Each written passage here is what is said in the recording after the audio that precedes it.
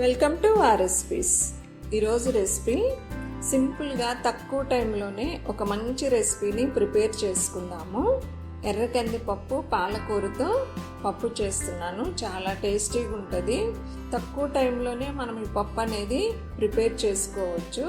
దానికోసం నేను ఇక్కడ 1/2 కప్పు మసూర దాల్ తీసుకున్నాను.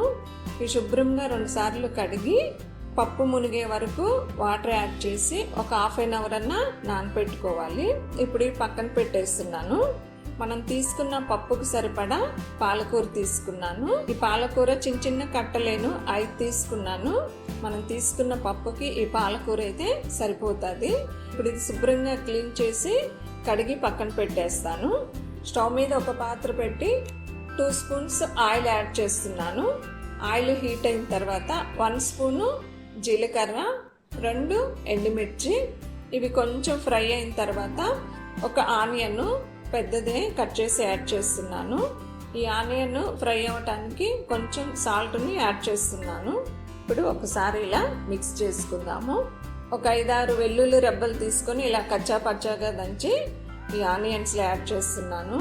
ఈ ఆనియన్స్ వెల్లుల్లి ఎక్కువ ఫ్రై అవ్వాల్సిన అవసరం లేదు, మరీ బ్రౌన్ కలర్ రావాల్సిన అవసరం లేదు. ఇలా ఫ్రై అయితే సరిపోతుంది. ఇప్పుడు మనం ముందుగా నానబెట్టుకున్న పప్పుని యాడ్ చేద్దాము. వాటర్ రాకుండా ఈ పప్పు అనేది యాడ్ చేద్దాము. ఈ పప్పు అంతా వేసిన తర్వాత ఒక్కసారి ఇలా మిక్స్ చేసి లిడ్ పెట్టేసి ఒక 2 మినిట్స్ బాయిల్ చేద్దాం. చూడండి, 2 మినిట్స్ తర్వాత మనకు పప్పు అనేది కలర్ చేంజ్ అయ్యింది.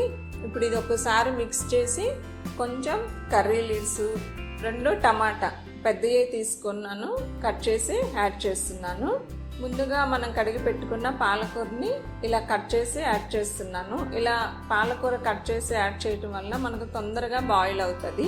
టేస్ట్కి సరిపడా సాల్ట్ అనేది చూసి యాడ్ చేసుకోవాలి. మనం ఆల్రెడీ ఆనియన్ ఫ్రై అయ్యేటప్పుడు సాల్ట్ యాడ్ చేసి ఉన్నాము. ఇక్కడ 1.5 స్పూను సంబార్ కారాన్ని యాడ్ చేస్తున్నాను. ఈ సంబార్ కారంలో ధనియా పౌడర్, జీరా పౌడర్, ఆవపిండి, మెంతుపిండి, పసుపు ఉంటుంది. మీ దగ్గర సంబార్ కారం లేనట్లయితే ఒక 1/2 స్పూన్ వరకు ధనియా పౌడర్, జీరా పౌడర్, మెంతుపిండి, పసుపు కలిపి యాడ్ చేసుకోండి. 1 స్పూను కారం యాడ్ చేసుకోండి. ఇప్పుడు ఇదంతా ఒకసారి మిక్స్ చేసుకుందాం. ఈ రెసిపీలో ఈ సంబార్ కారము చాలా చాలా టేస్టీగా ఉంటుంది. ఇవన్నీ మిక్స్ అయ్యేలాగా ఒకసారి మిక్స్ చేద్దాము. మూత పెట్టేసి ఒక 5 మినిట్స్ వరకు బాయిల్ అవనిద్దాం. చూడండి, ఒకసారి పప్పు అంతా చక్కగా బాయిల్ అయి ఉన్నది.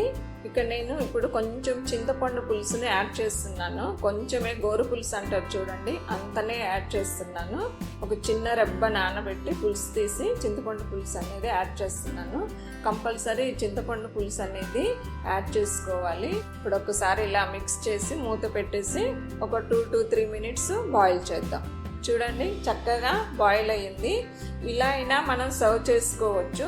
ఇంత తిక్కుగా వద్దు అనుకుంటే కొన్ని వాటర్ యాడ్ చేసుకొని మళ్ళీ ఒక 2 మినిట్స్ బాయిల్ చేసుకుందాము.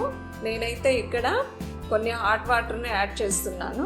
ఒక 2 మినిట్స్ బాయిల్ చేసుకుందాం. నాకు ఇక్కడ సాల్ట్ సరిపడలేదు, అందుకని కొంచెం సాల్ట్ని యాడ్ చేస్తున్నాను.